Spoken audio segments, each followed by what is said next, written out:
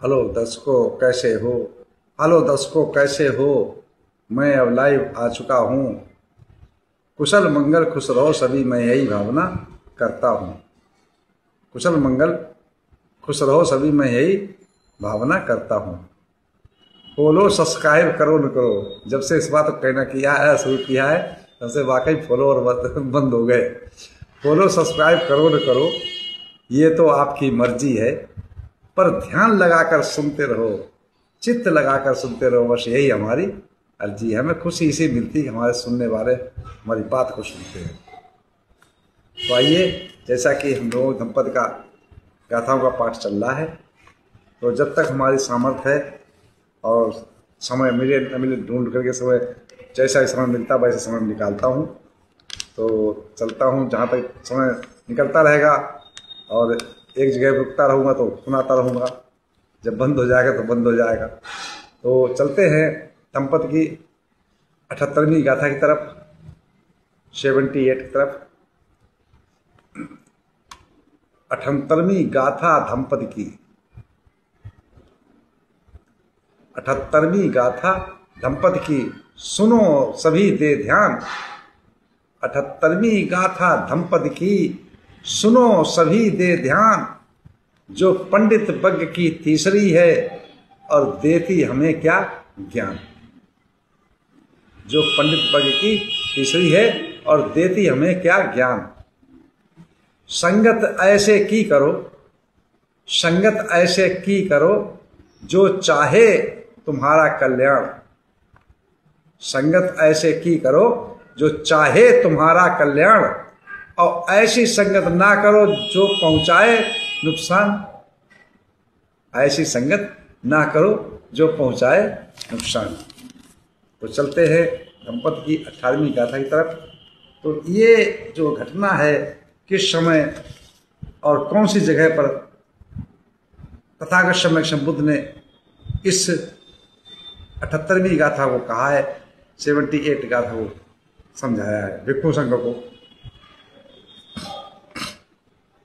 चलते हैं उस घटना की तरफ, उस स्थान की तरफ। तो आइए चलें। एवं में सुतं एकं समयं भगवा, सावत्थियं विहरति जेतो वने अनाथ पिंडिकस्य यारामे। ऐसा मैंने सुना, एक समय तथागत सम्यक संबुद्ध, शास्ता अरहत, शिक्षक, ज्ञानियों के ज्ञानी, विज्ञानियों के विज्ञानी, लोक लोकांतरों का जानने वाले, तथागत। तथागत शब्द किसी दिन मैं समझाऊंगा, अभी नहीं समझा सकता क्योंकि वीडियो बड़ी हो जाती है, फिर अपलोड भी नहीं हो पाती और लोग सुनते भी कम हैं। तो चलते हैं मेन चर्चा पर। ऐसा मैंने सुना, एक समय तथागत सम्यक संबुद्ध श्रावस्ती के अनाथ पिंडक द्वारा बनाए हुए जेतवनाराम में विहर रहे थे। उस समय का वाक्य है ये, उस समय की घटना है, उस समय की कहानी है, उस समय की कथा है कि जो तथागत सम्यक संबुद्ध जन्म के समय जब सिद्धार्थ गौतम थे, सिद्धार्थ थे, तो उनका एक सारथी हुआ करता था घोड़े का। उसका नाम था छंदक, जिसको छन्न बोलते थे।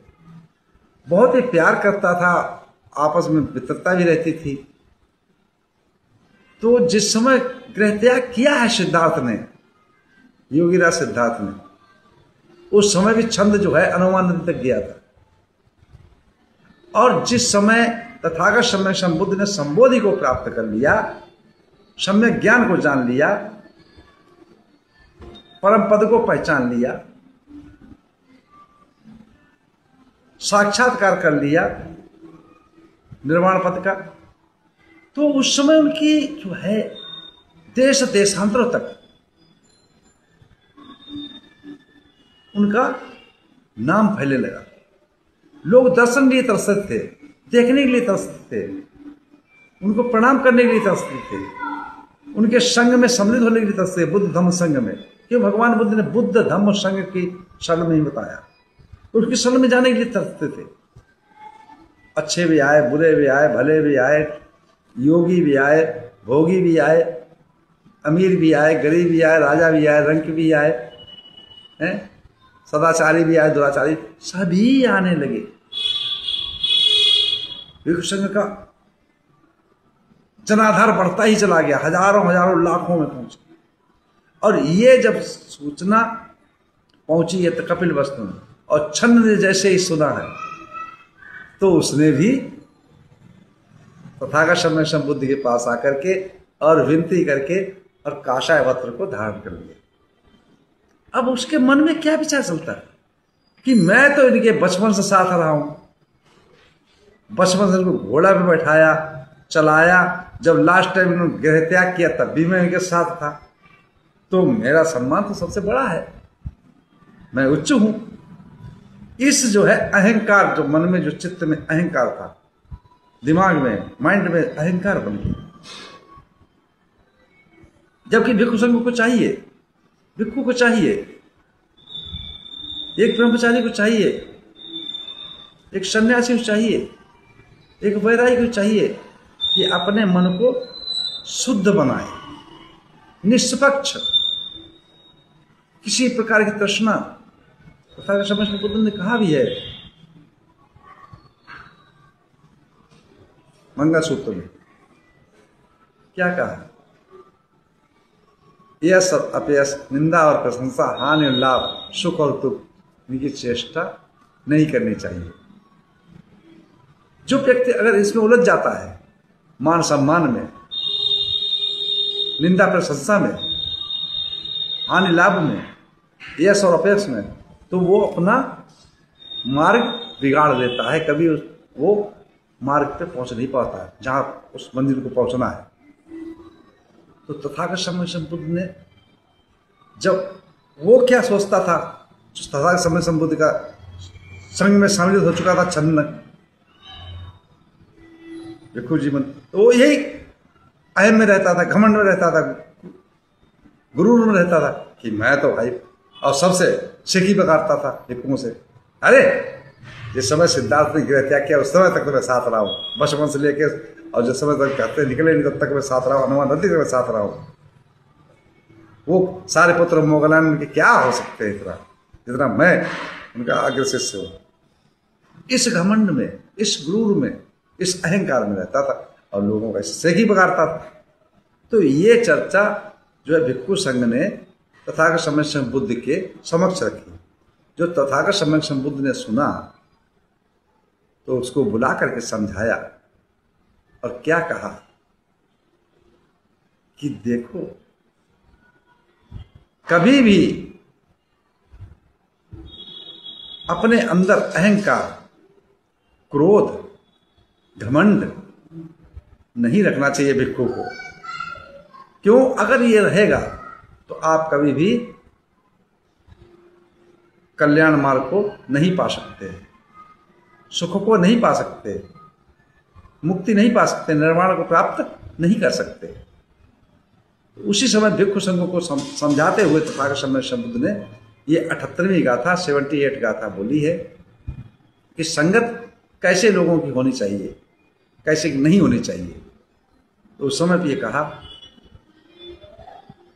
न भजे पाप के मित्ते, न भजे पुरुषाध में, भजेत मित्ते कल्याणे, भजेत पुरुष सुत्तमे। न भजे पाप के मित्ते, न भजे पुरुषाध में, भजेत मित्ते कल्याणे, भजेत पुरुष सुत्तमे। बुरे मित्रों का साथ कभी नहीं करना चाहिए। अधम पुरुष को संगत, गलत पुरुषों को संगत, गलत व्यक्ति को संगत कभी नहीं करनी चाहिए। अच्छे मित्रों का साथ करें, जो ज्ञानवान है, उत्तम है, पुरुषों की संगत करें, जो ध्यानी पुरुष हैं, सदाचार चलने वाले हैं, तो उसका कल्याण होता है। इसी तंत्र में मैं एक लाइन कहता चाहता हूं कि ज्ञानी की संगत करे, ज्ञानी की संगत करे तो हो जाए भव पार। ज्ञानी की संगत करे तो हो जाए भव से पार, और अज्ञानी की संगत से पावे दुख अपार। उदाहरण के तौर पर कैसे, अज्ञानी जो होता है, जो दुष्कर्मी होता है, जिसके अंदर ज्ञान नहीं है, उसकी विचारधारा अलग होती है, उसकी सोच अलग होती है। जैसे कि चोरी करता है, अरे हाँ तो भी सारे दिन सारी झाड़ी मेहनत करता है, मजदूरी करता है, थक जाता है, हाथ पैर दुखते हैं, चल मेरे साथ 2 घंटे में कहीं सेंध मारेंगे, फिर पॉकेट मारेंगे। ऐसे शब्दों को ऐसे ज्ञान सिखाता है, ऐसे शिक्षा देता है, तो वो कल्याणकारी नहीं है। जो तुम्हें उचित शील के साथ ज्ञान सिखाए, सदाचार की शिक्षा दे, कुशल कर्मों की शिक्षा दे, वो तुम्हारा कल्याण मित्र है। ऐसे कल्याण मित्र के साथ हमेशा विचरण करना चाहिए, रहना चाहिए, उनकी बात को मानना चाहिए, तभी आपका कल्याण हो सकता है, सुखी हो सकते हो, मोक्ष प्राप्त कर सकते हो, निर्वाण पा सकते हो। इसी के साथ मैं अपनी वाणी विराम देता हूँ। आप दोनों मंगल हो, कल्याण हो, सुखी जीवन हो, निरोगी काया हो, दुख दूर हो जाए, सुख से वास करो, हमेशा प्रसन्नचित्त रहो। आप सब लोगों को मंगल हो, मंगल हो, मंगल हो। साधु साधु साधु।